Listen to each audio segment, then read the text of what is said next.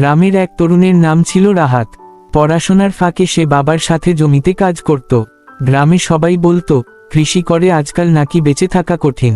কিন্তু রাহাত বিশ্বাস করত, যে মাটিতে বীজ পড়ে, সেই মাটি কখনো খালি রাখে না। একদিন সে ভাবল, শুধু ধান গম চাষ করলেই হবে না, নতুন কিছু করতে হবে। তাই সে ইউটিউব দেখে শিখল জৈব সার তৈরি, আর বাড়ির পাশেই ছোট্ট এক টুকরো জমিতে শুরু করল সবজি চাষ। কয়েক মাস পর লাল টমেটো, সবুজ শাক আর তাজা মরিচ দেখে গ্রামবাসী অবাক হয়ে গেল। রাহাত সেই সবজি বাজারে বিক্রি করতে শুরু করল। শহর থেকে ক্রেতারা পর্যন্ত এসে তার জৈব সবজি কিনতে লাগল। ধীরে ধীরে সে গ্রামের আরও ছেলেদের সাথে নিয়ে সমবায় গড়ে তুলল।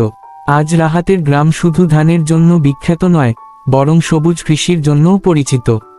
আর রাহাত প্রমাণ করে দিল, কৃষি শুধু পরিশ্রম নয়, এটি হতে পারে সোনার খনি, যদি মাটি আর মন দুটোই যত্নে রাখা যায়।